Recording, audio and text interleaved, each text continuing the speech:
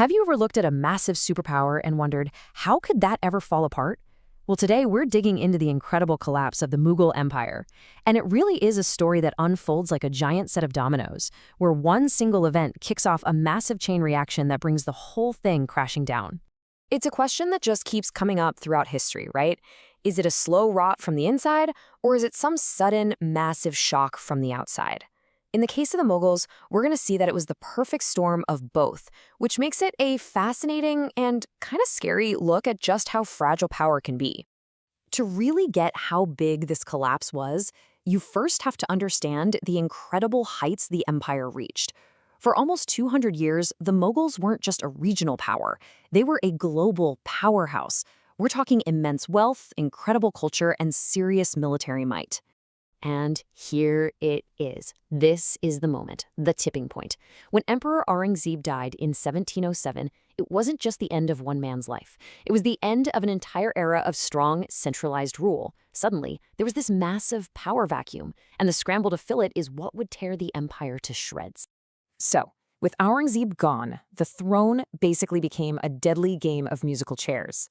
The emperors who came next weren't really emperors in the true sense. They were puppets. And what followed was a century defined by pure chaos, right at the heart of the empire. What's just wild when you look at this timeline is the sheer speed of it all. I mean, after Bahadur Shah Zafar, who had a relatively stable but short reign, the floodgates just burst open. You've got civil wars, assassinations, and then get this, 1719. 4 different emperors in a single year. That's not a government, it's a revolving door of crisis. So, if the emperors weren't in charge, who was? Well, the answer is these guys called kingmakers. These were super powerful nobles, the most famous being the Syed brothers, who became the real power behind the throne. They could literally pick a guy, put him on the throne, and if they didn't like him anymore, they could just as easily take him off. And this table right here just lays it all out. Emperors like Jahangir Shah and Farrukhsiyar didn't fight their way to the top. Nope, they were installed by their powerful buddies. Zulfikar Khan, the Syed brothers. These nobles were the ones really running the show from behind the scenes.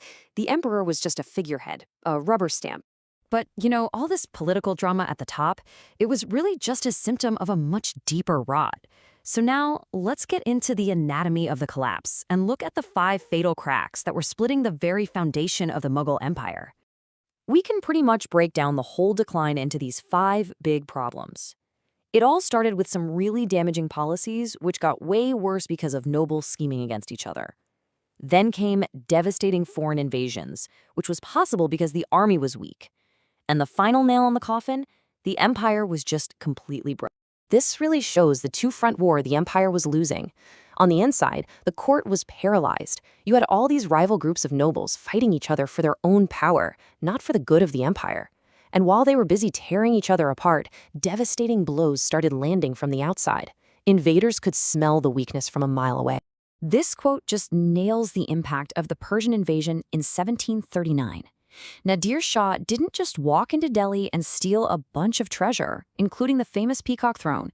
He completely shattered the myth that the Mughals were invincible. After that, everyone knew the emperor couldn't even protect his own capital. And here's the bottom line. The crucial point. All these problems, the constant civil wars, the rampant corruption, and especially the invaders looting the treasury, it all drained the empire dry. And when you don't have money, you can't pay your army and you can't run a government. The whole system was bankrupt. Game over. You know what they say, a power vacuum doesn't stay empty for long. As the Mughal Empire crumbled and hollowed out from the inside, new powers rushed in to pick up the pieces, completely redrawing the map of India in the process. And what's really fascinating here is who started these new states. It was the Mughals' own governors and top nobles. It just goes to show how quickly loyalty disappears when the guy in charge is weak. Guys like Nizam-ul-Mulk in Hyderabad basically said, hey, why are we sending tax money to a powerless emperor in Delhi? Let's just keep it and build our own kingdoms. And they did. So while India was breaking up into all these smaller states, a totally new kind of player was entering the game, the British East India Company. They started as just traders, but they were smart and they started playing politics.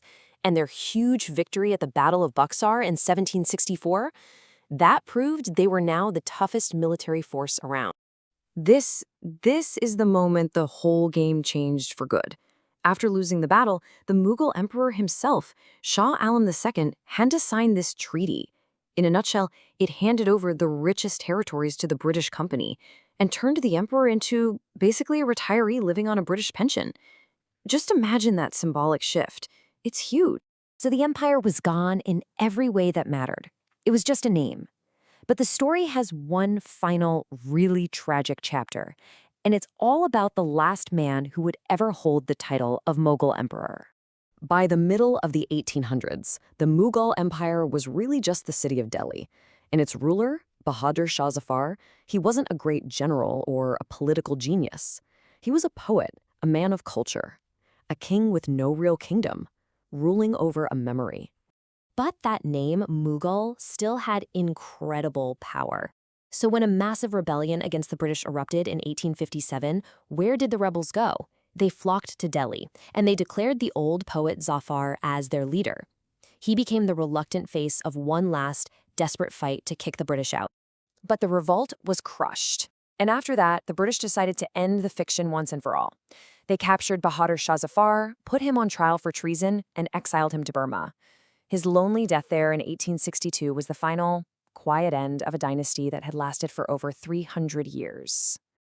So, from a single death in 1707 to a lonely grave in 1862, the story of the Mughal collapse is a powerful reminder.